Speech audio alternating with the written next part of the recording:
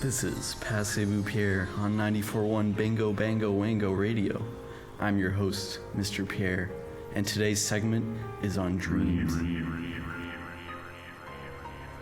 What happens in a man's life is already written.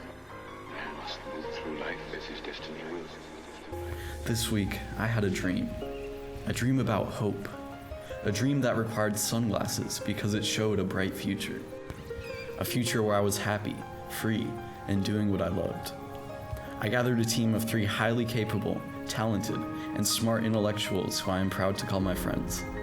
Zane, Michael, and Matt set out to interview some important individuals in their community about their dreams as they immigrated to the United States. In this episode, we explore the meaning and significance of the American dream, in addition to the potential changing of dreams as life carries on.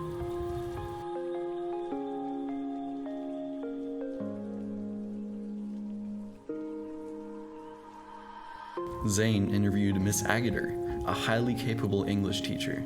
She came to the US from South Africa to pursue her dream of becoming a writer.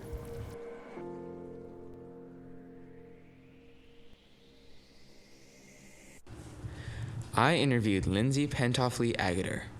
I began by finding out basic information about her. She said that getting to the United States was much more accidental than intentional. Here's a clip.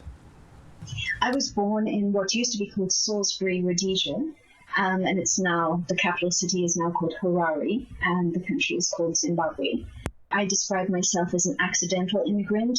I didn't immigrate to the United States on purpose. I actually came on a scholarship to study my master's degree. I had no intention really of living in the United States, and to be honest, the United States wasn't my top choice of a country to come to study. That she repeatedly said that she had every intention to return. Her residence in the country now is due to the fact that she fell in love with her husband from Alaska, and they live happily here in Seattle. And would you say that coming to America helped or hindered your fulfillment of your dream? I'm not sure that it really did one or the other. I think it's possible that had I stayed in South Africa or Zimbabwe, I would have written and I wouldn't have become a teacher. I probably wouldn't have become a teacher. But I can't say that with any, for absolute sure. I feel very privileged, and I feel that I've pursued other dreams.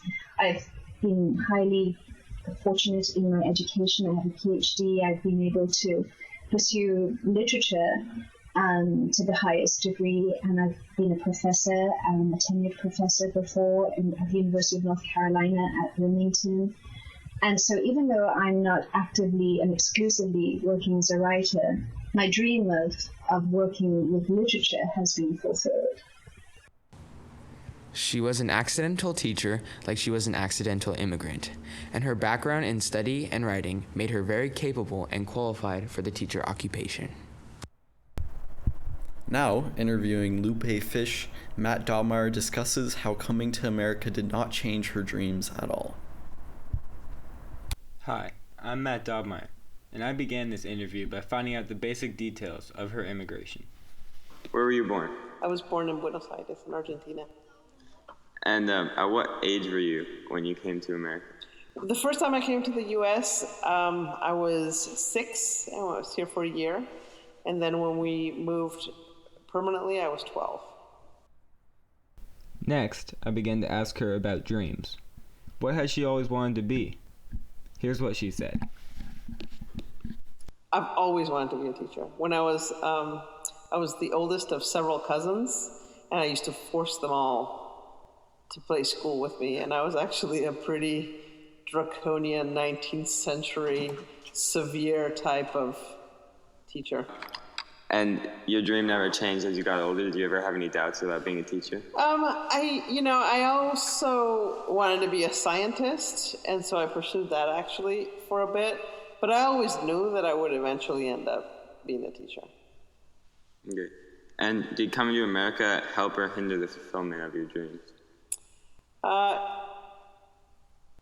Coming to the U.S., I think I don't really see coming to the U.S.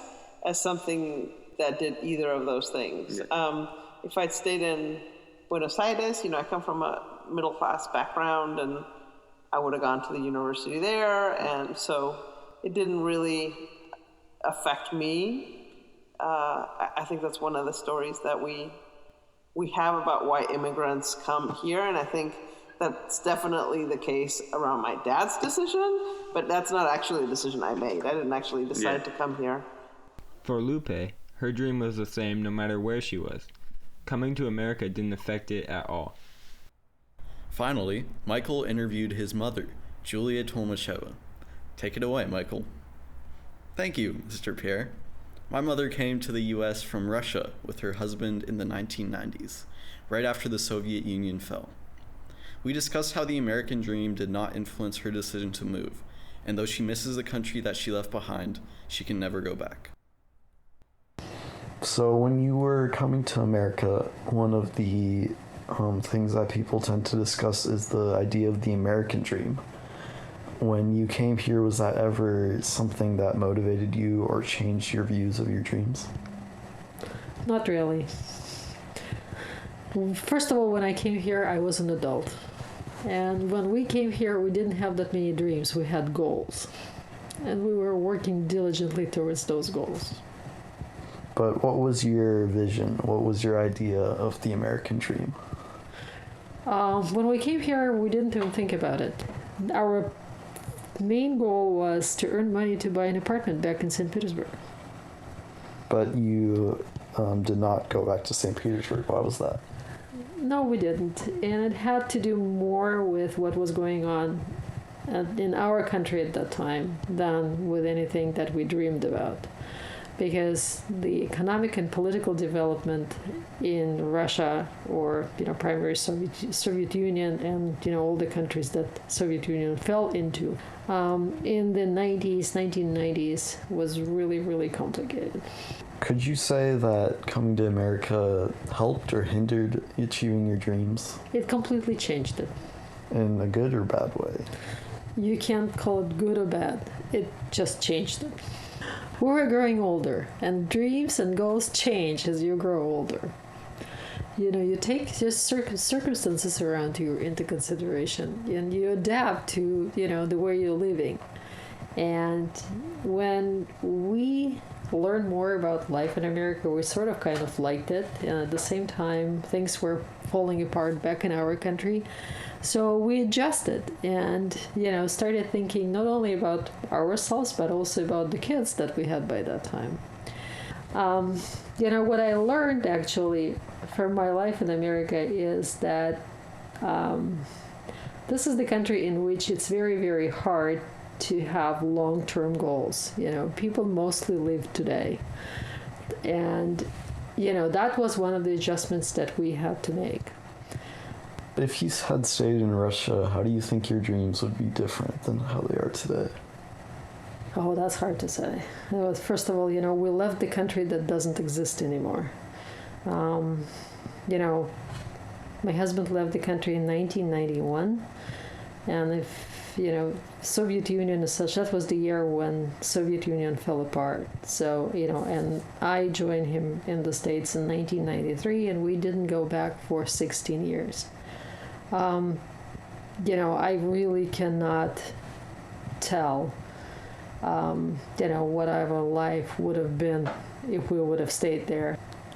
One of my dreams was that, our family, again, we left the family behind.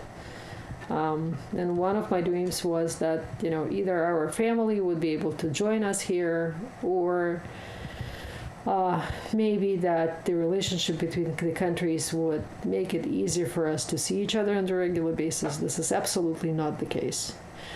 And, it's politics, it's life, it's the world. It's something that I have absolutely no influence over, and it's madly irritating.